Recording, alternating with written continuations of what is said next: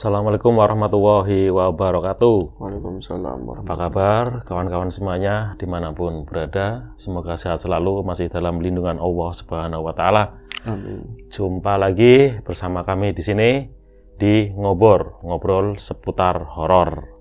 Masih bersama narator kita Mas Ayung ya, yang akan menceritakan sesuatu yang berbau horor. Betul. Yang nggak bau-bau berarti nggak horor gitu ya Mas Ayung. Iya, nggak usah diceritakan. Ya, monggo silakan Mas Ayung barangkali mau menyapa kawan-kawan. Baik, terima kasih Bang Ogan atas pembukanya. Tanya apa kawan-kawan dulu seperti biasa. Assalamualaikum warahmatullahi wabarakatuh. Bismillahirrahmanirrahim. Apa kabar kawan-kawan ngobrol semua? Semoga semua dalam keadaan baik, sehat dan selalu bahagia tentunya kapanpun dan dimanapun saatnya. Masih bersama kami di Ngobor, ada Bang Ogan, ada saya. Kita seperti biasa bakal nge-share cerita-cerita horor di 30 menit ke depan atau lebih atau kurang lah seperti itu. Terima kasih sekali untuk teman-teman yang masih support kami, yang masih memberikan like, komentar, dan juga ada juga terima kasih juga juganya kebanyakan Bang yang memberikan support untuk kami. Kita sangat appreciate untuk itu. Langsung ke cerita aja Bang. Apa cerita apa nih Mas Ayung? Ya, ini ada sebuah cerita dari seorang yang aku kenal, tapi nama tak samarin ya. Sebut saja namanya Lina. Dia itu seorang yang bergelut di dunia entertainment juga, tapi lebih ke backstage. Apa itu Mas Ayung? Ya, bagian-bagian seperti contohnya yang bawa-bawa lampu, yang bagian properti. Iya. Ada juga merangkap, bantuin make up, semacam itulah. Itu di syuting? Iya, artis kalangan artis seperti itu. Ya artisnya mah mau artis yang lagi pegang sekarang atau di masa lalu yang ceritanya udah lama. Kreu, iya kreu. Nah, ada kelebihan bisa dibilang seperti itu. Dari kecil beliau itu sering bisa melihat hal-hal yang gak nampak sama orang biasa, khususnya yang dunia astral. Jadi kalau misalnya ada orang bilang aku pengen lihat pocong, mau lihat kunti, mau lihat apa, kalau dia nggak mau, karena memang kayak gitu nggak usah dipengenin aja, gampang banget, udah sering lihat, dan buat dia ganggu sih enggak, tapi nyebelin karena memang membaur begitu ya. Dan menurut orang-orang yang memang bisa melihat hal yang seperti itu, kadang-kadang ya yang nyebelin mereka itu membaur. Kalau misalnya di tempat-tempat seperti kebun, hutan, ataupun tempat-tempat rumah tua, rumah angker, rumah-rumah yang lama udah ditinggalin, subung atau apa, itu lumrah. Kadang-kadang justru di tempat rame, kayak misalnya di diskotik, kadang di tempat pusat perbelanjaan, ada di komik putar. Seperti itu nyebelin banget. Jadi samar antara orang beneran sama mereka. Dan itu waktunya gini Mas Ayung. Nggak mesti malam apa gimana? Nggak mesti malam. Siang itu bisa. Iya, lagi itu aku pernah jalan sama adik sendiri begitu ya. Kalau dia emang dari kecil seperti itu dan nggak bisa ngerem, artinya bangsa apapun tetap ya yang di luar kita nampak sama dia. Jadi pernah diantar ke sebuah pusat perbelanjaan daerah sini. Terus ya siang hari, cuman kalau misalnya di kayak gedung-gedung seperti itu kan tentu lembab ya, ada AC segala macam, milah-milih barang. Kemudian dia mau ke kasir, tiba-tiba berhenti, sedangkan aku di belakangnya kan memang waktu itu rambut panjang ya, lagi milih-milih sampo yang pas gitu, nggak memperhatikan jalan di depan. Akhirnya nabrak dia pengen jatuh, belanjanya pada hampar-hamparan jatuh begitu kan. Aku bukan marah, cuman boya lihat-lihat, deleng-deleng. Masa enggak lihat-lihat, orang aku main tabrak aja. Lah kamu ngapain berhenti mendadak, boya ngesen dulu atau apa gitu kan. Itu di depan, lihat aja begitu. Tadi aku pikir ada ibu-ibu lagi belanja juga, ternyata bukan, katanya begitu. Bukan primen kata aku kan, yang aku nggak lihat waktu itu kan. Dia yang lihat gitu. Sesuatu gitu. Ada sesuatu, katanya ada apa emang? Ada nenek-nenek di depan, kirain lagi milihin apa keperluan dia, belanjaan dia, ternyata bukan dari golongan kita. Cuman aku pas, ya kalau misalnya lihat seperti itu kan dengan sendirinya kayak ada grafik begitu. Ini siapa, dari mana, tempatnya, dulu peristiwanya apa, kayak langsung seperti itu. Jadi ketarik, dia ngerem. Dan kenapa dia kaget berhenti itu pada saat hampir melewati nenek-nenek tersebut, si nenek itu nengok kayak gitu loh, nengok ke arah adik saya dan gambarannya nggak enak dilihat gitu. Jadi separuh kayak nenek-nenek, nah yang lain itu rata begitu. Akhirnya kan dia kaget, aku nabrak begitulah. Nah ini Mbak Lina juga sering menceritakan seperti itu. Jadi kadang-kadang di tempat, apalagi tempat-tempat yang banyak maksiat ya Bang, maaf banget di tempat-tempat seperti itu banyak bergelimang orang seneng-seneng lah ya, mabuk, orang hura-hura itu banyak sekali. Bahkan konon ada di tempat kita di sini ada klub atau tempat karaoke hiburan, itu ada khusus hari tertentu itu ruangan di bawah itu nggak boleh dibuka beberapa ruangan itu. Ini karena memang sering terjadi aktivitas yang berlebih di hari-hari tersebut gitu. Dan memang kalau misalnya pemiliknya juga paham kalau misalnya hari tersebut dia selalu mantau untuk semua yang kerja di situ jangan sampai ke ruangan tersebut. Oh, padahal kan gini ya, mereka kan orang-orang cenderung modern. Ya, orang modern ya, orang pendidikan. Dan mereka juga itu, ya. Kata saksi mata juga mereka itu menyediakan kayak semacam umpi rampe lah untuk yang ada di situ, karena memang ngedistractnya bener-bener nggak cuma ngelihat, tapi kalau memang kalau kebenaran gitu ya. Tapi ada beberapa termasuk saudara yang kerja di sana juga itu langsung dilihatin sosok, emang nggak enak banget dilihat, dan waktu itu ada perempuan, ada juga sosok laki-laki, ada juga sosok suara seperti itu. Ini kembali ke Mbak Lina ya. Mbak Lina kadang dapat job bukan cuma di dalam kota, dia tinggal di Jakarta yang memang kumpulan para artis kan contohnya di sana. Terkadang juga dia harus ke luar negeri ngikut, kadang-kadang juga ke seluruh antero Indonesia. Ya, sebut saja dari Sabang sampai Merauke lah. Kalau artis yang membooking dia buat bantuin kerjanya si artis tersebut, dia ngikut. Suatu ketika ini Bang, di Daulat atau ada job dari seorang artis, aku nggak mau nyebut nama, dan artis tersebut ini punya keluarga ya, yang pasti dia punya anaknya dua-duanya indigo semua. Anaknya dua-duanya indigo semua. Dan ini yang kata beliau ya, Mbak Lina itu ngomong, aku aja pernah dianjing-anjingin, pernah dibangsat-bangsatin sama artis tersebut. Loh, perkaranya apa? Perkaranya karena begini, anaknya si artis tersebut dia kan mergeran sama beberapa artis. Kadang-kadang juga di sosialitianya dia itu sering ngumpul, bukan cuma di tempat-tempat syuting atau di tempat hiburan atau di mana aja lah tempat sosialnya mereka, tapi kadang dibawa ke rumah. Kadang ada teman artis juga main ke rumah. Ini yang namanya entah itu tulus atau enggak. Biasanya kalau ada anaknya teman, langsung begitu, Titi lucu banget apa ini segala macam bla bla bla bla. Kadang-kadang mereka juga menyediakan oleh-oleh. Seperti saya misalnya, jenengan punya anak tempatnya situ kan, saya ada ini kan paspor khusus ini buat anaknya Bang Ogan, ya, seperti itu. Apakah itu jajan atau semacamnya, mereka juga bawa bingkisan. Tapi yang udah kata artis tersebut sebelum kenal Mbak Lina, sebelum Mbak Lina itu kerja sama dia lah, ada majalah seperti itu, sering bikin malu. Bikin malunya apa? Si anak tersebut, nggak kakak adik, itu umuran ada yang 3 tahun, ada yang 6 tahun begitu ya. Itu salah satunya. Kalau misalnya teman artis datang atau apa tuh ngelihat si artis tersebut, itu ya seadanya dia ngelihatnya apa diomongin. Ya nggak bisa berpura-pura lagi. Jadi kalau ngeliat ini, ayo ikut sama tante, iya cantik banget, apa ganteng banget, apa begitu, dia langsung ngomong gak mau ikut sama tante bau, jelek banget, kayak gitu. Tante bau, jelek banget, jangan kesini pulang sono, ngapain kesini, kayak gitu. Jadi kan ilfil yang mau ngajak. Ya, sedangkan ibunya udah ngerti kelakuannya anak. Kalau misalnya dulu itu sering itu ganggu gitu, kadang-kadang kerjaan jadi lepas karena kelakuan anak. Tapi kemarin kayak dikasih kisi-kisi dulu lah untuk teman-teman. Kadang-kadang kan nggak sempat, anakku begini gitu kan. Terus teman main dihajar omongan seperti itu, mutungi kalau bahasa sini.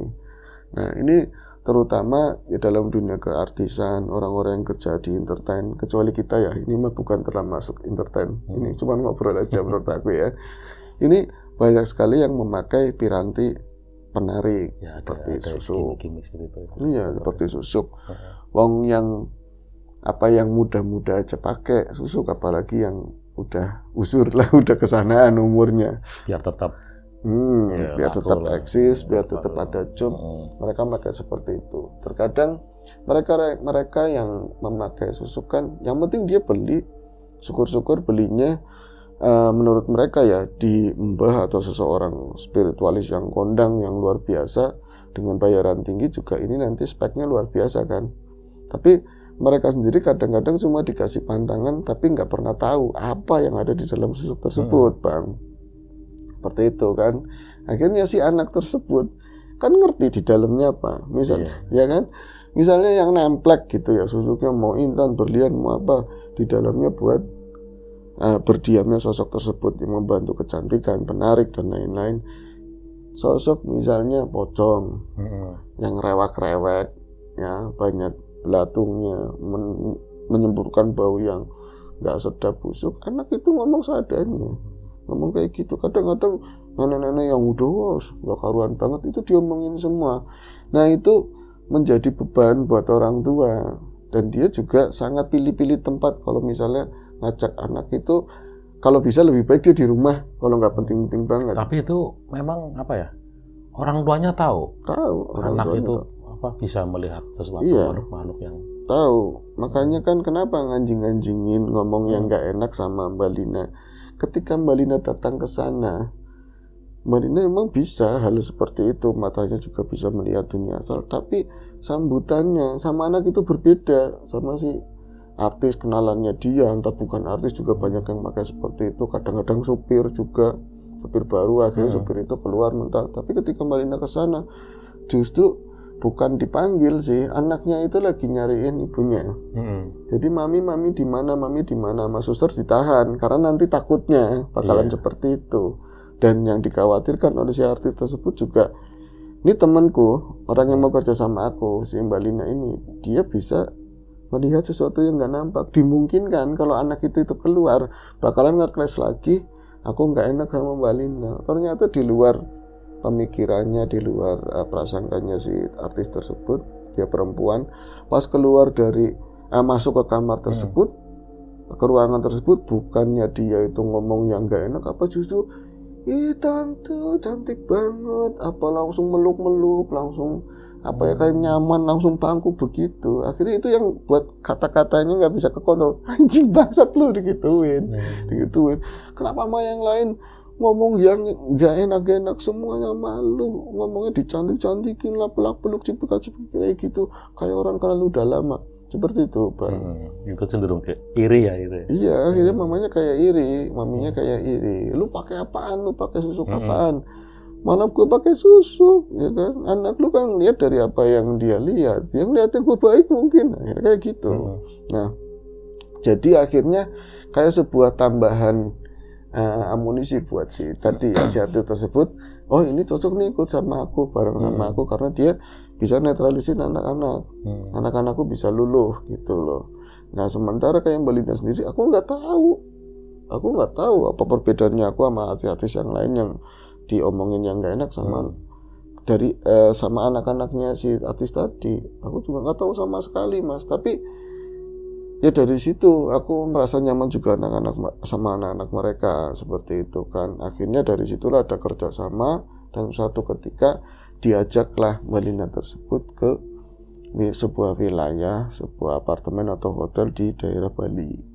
Di daerah Bali sana, Bang. Nah ini ada persiapan macam-macam, mungkin ada event atau apa, itu nggak diceritain detailnya. Tapi yang pasti waktu itu si artis tersebut atau maminya anak-anak itu lagi ya habis pekerjaan, mungkin pengen happy fun lah, pengen have fun sama kawan-kawan sosialitanya, itu ndugem, Bang. Ndugem apa sih, Bang? Ya itu ajeb ya, mungkin seperti itu. Dan si Mbak Lina itu ada di sebuah ruangan, itu kamar ukuran besar sekali, untuk ukuran kamar waktu itu besar sekali, orang punya duit mah bebas ya Bang ya. Dan di depan itu ada balkon segala macam, menghadap ke sana itu ada banyak air, kolam renang, itu ada di lantai 2 katanya, ada di lantai 2. Cuman Mbak Lina memang nyaman, anak-anak juga semua itu yang berdua itu ikut, cuman satu dipegang sama suster dan juga ditemenin sama Mbak Lina, kayak netralisir gitu loh. Mereka nyaman sama Mbak Lina. Tapi saya sendiri yang nggak nyaman waktu itu, Mas.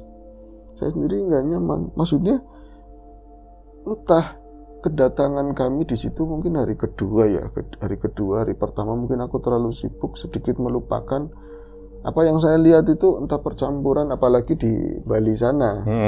Itu berbeda sama sosok penampakan yang endemik Jawa, beda di sana Bang katanya. Banyak bedanya lah, model-modelnya juga banyak beda. Kemudian pada saat malam itu sekitar dari jam 7-8 aku udah mulai makin merasa nggak enak, dan hawa tubuh itu kayak saya sakit tapi nggak sakit gitu loh. Saya mau minum obat, nyatanya aku nggak sakit, tapi badan itu memang nggak enak banget, merinding nggak karuan. Terus sepintas lalu setelah aku mendapatkan telepon dari ya tadi si artis tersebut bahwa nanti aku pulang jam sekian, itu hampir pulang lah, mungkin pulang jam 10-an. Kemudian setelah dapat telepon tersebut, saya kan dari ini ya, kayak semacam sofa, ya sofa sih bukan semacam, itu tempat duduk di belakang. Saya melihat ke arah depan itu ada hordeng yang kebuka sedikit, dan dari sana itu kalau misalnya aku buka pintu atau buka jendela lah gampangannya, itu sama sekali nggak bisa ada orang buat berdiri atau wirawiri di sana, itu nggak bisa, karena memang langsung jeleng itu jatuh ke bawah. Tapi memang ada palangan semacam kayak besi kecil atau stainless lah seperti itu. Tapi kok kenapa ya aku melihat ada orang di sana? Saya sebut orang karena memang dari pakaiannya ya kayak pakaian manusia, artinya ini loh godi atau apa sih pakaian yang ada gininya, kayak Alan Walker lah seperti itu, model kayak gitu.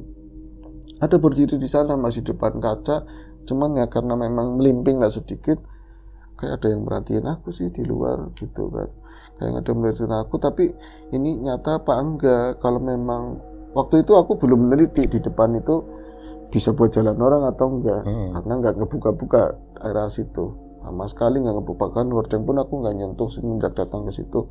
Aku pikir ya karena memang udah ada waktu dingin, satpam yang ganti shift dia jaga malam keliling, jadi sebentar lalu itu set ke arah kiri sana, nanti balik lagi, nanti berdiri sebentar kayak yang lihat ke arah kita. Tapi karena memang kacanya juga agak ribbon hitam, gak kelihatan mukanya.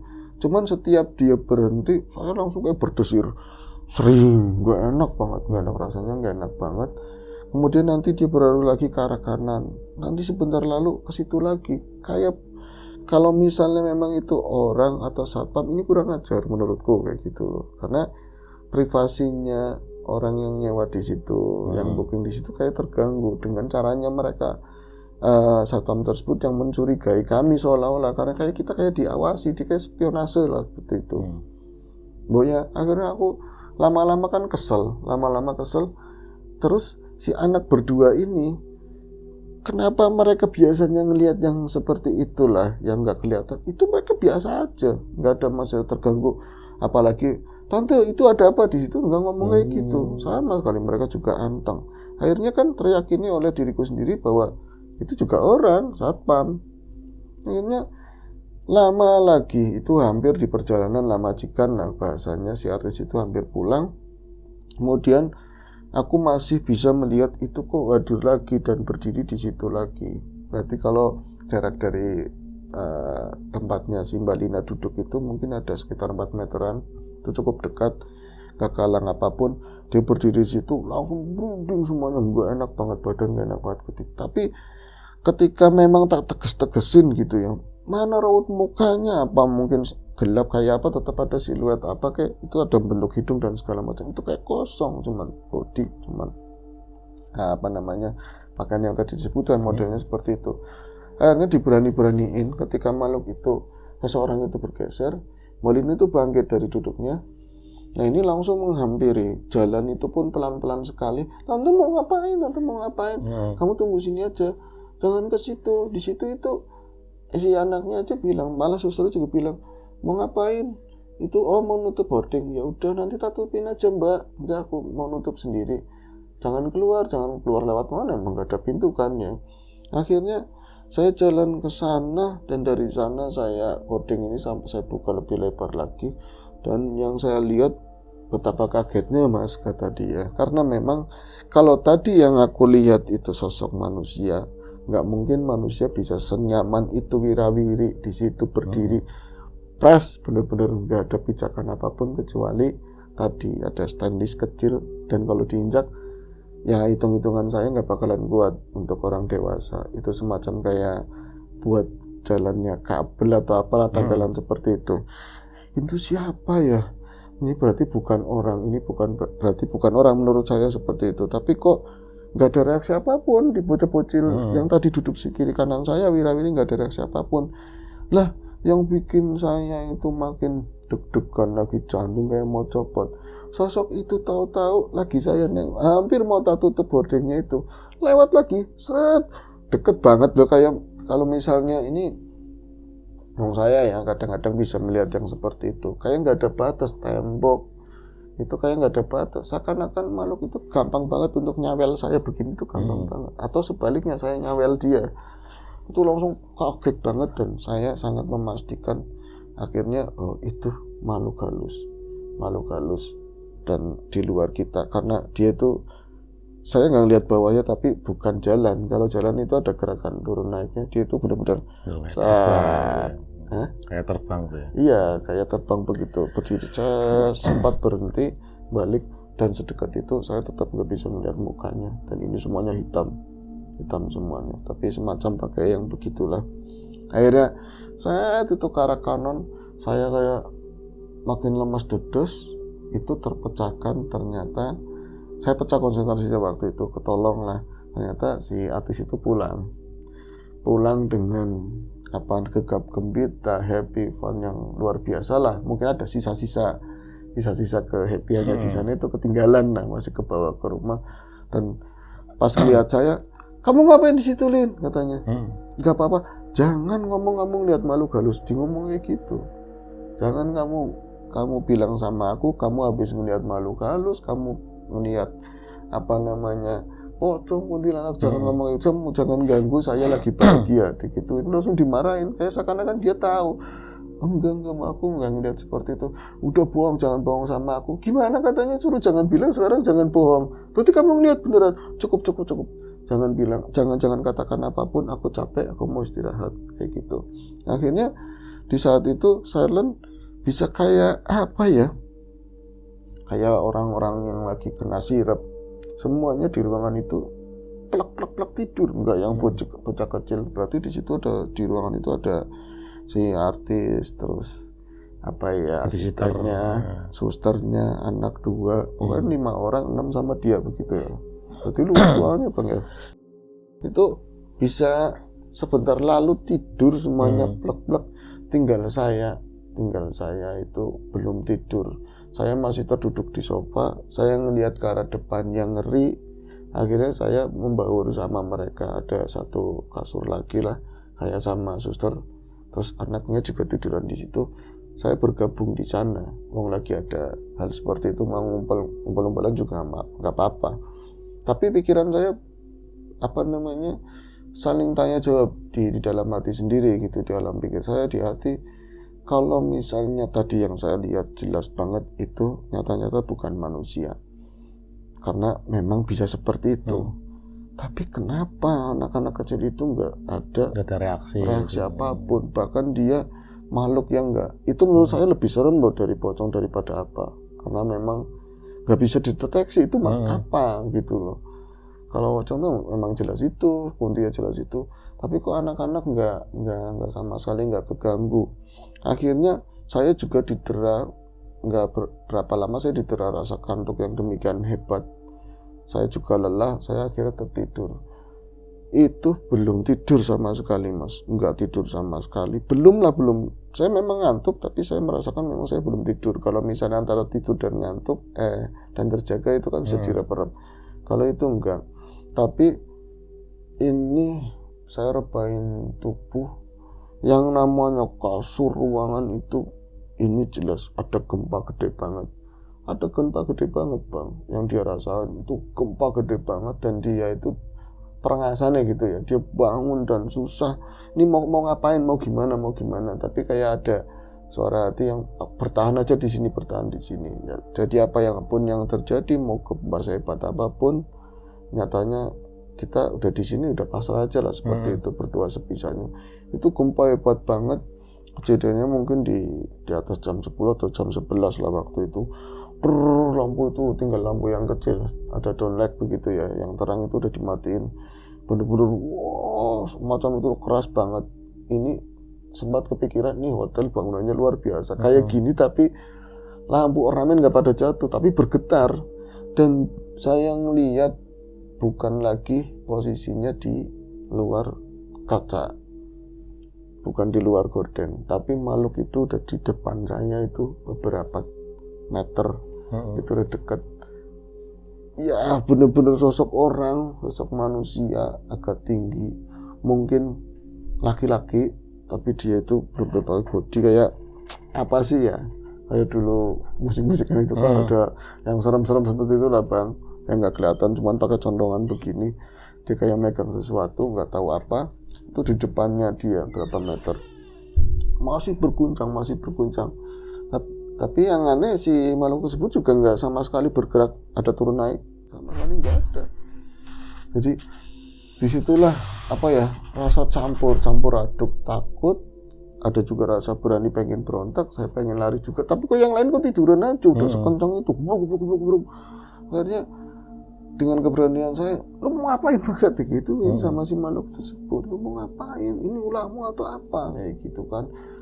Dia nunjuk, gak lama itu kayak jelek gitu loh, si makhluk itu hilang begitu aja, nggak tahu perginya kemana, bener-bener kayak ngabut tipis hitam, kayak gitu cepet banget. Dan ruangan itu kembali seperti semula, kayak nggak terjadi apapun. Dan aneh lagi, lampu itu jrep nyala tanpa disentuh. Dan yang tadi ternyata bukannya dimatiin, emang mati gara-gara kejadian tersebut. Itu saya mau teriak, saya tahan, karena nyatanya bos saya, majikan saya tidur nyenyak, anak-anaknya juga itu tentunya nggak ada yang terganggu apapun. Ini tentang ranah saya begitu loh. Akhirnya untung saja ada gangguan yang lain, tapi untung, maksudnya kerjaan juga udah selesai, anak-anak mulai ke distract, keganggu sama yang ada di lingkungan tersebut, minta pulang. Dan hari itu pun kita bertolak. Dan saat di tangga turun, sempat si bos saya, kamu aslinya semalam lihat apa, ngerasain apa, bisa negur begitu. Padahal aku tahu dia nggak tahu yang semacam itu, tapi dia kayak ada feeling kuat begitu loh. Apa gara-gara dia ibunya anak-anak yang indigo atau apa? Nggak ada Bu, kalau mau ceritanya di pesawat aja, katanya seperti itu. Nah, kejadian itu akhirnya wong kerjaan banyak, lupa Mas, gak pernah saya ceritain. Dan saya ceritain sama jenengan, dan itu beberapa waktu lalu lah cerita sama kita. Sebenarnya itu apa? Pertanyaannya begitu. Akhirnya kenapa nggak ngaruh sama bocah-bocah begitu Pak.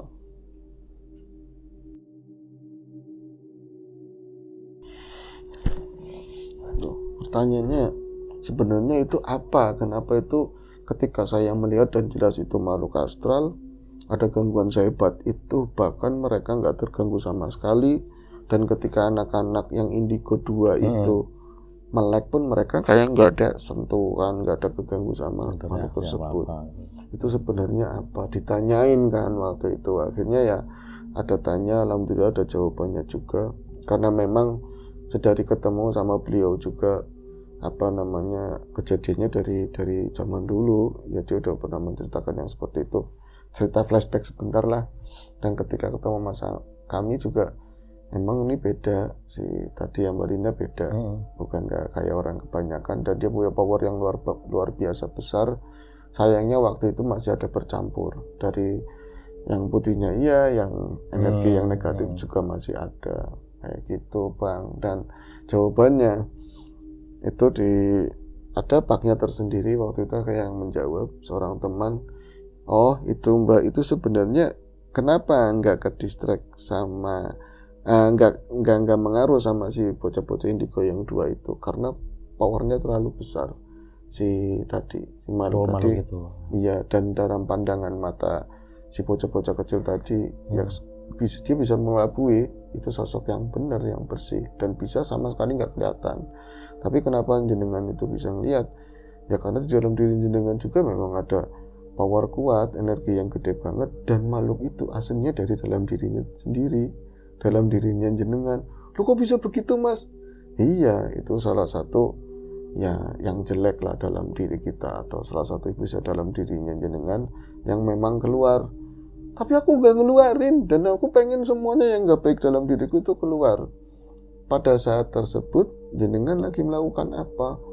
Coba diingat-ingat. Oh iya, akhirnya terbuka Bang. Saat itu Mbak Lina itu ya orang namanya di dunia seperti itu juga ada lelahnya. Ya orang dasarnya orang baik ya banyak berpikiran baik. Jadi dia itu kadang-kadang di saat lelah seperti pada saat itu, aku pengen deket sama Allah, mulai sholat, mulai ngaji begitu loh Bang. Jadi kayak di dalamnya itu terganggu. Oh, kayak bertolak belakang. Bertolak belakang, di dalamnya terganggu, dan di titik tertentu saking gak betahnya dengan banyaknya dia perenungan, terus ayat-ayat yang dibaca, terus keinginan dia untuk lebih baik itu kayak dia keganggu tuh keluar dari badannya dia. Nah, di saat di Bali sana Mbak Lina itu goyang lagi, mulai lepas yang baik-baik tadi. Jadi dia berusaha buat masuk, tapi di lalanya masih kuat, masih ada sisa kekuatan yang putih-putih, keinginan dia jauh lebih baik. Akhirnya apa? Kenapa terjadi gempa tersebut?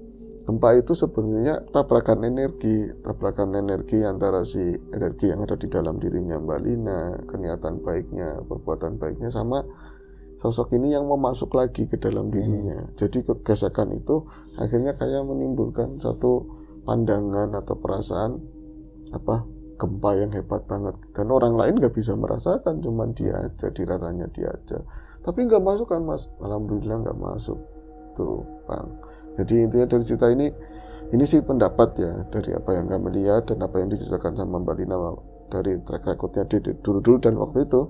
Tapi dari kesimpulan saya sendiri, ada dalam diri kita itu ya, yang semacam itu Bang, yang templekan dari leluhur, yang baik alhamdulillah, yang enggak baik ini yang perlu diwaspadai, mempengaruhi watak dari kecil, terus juga giring hal yang ke negatif, ya kan.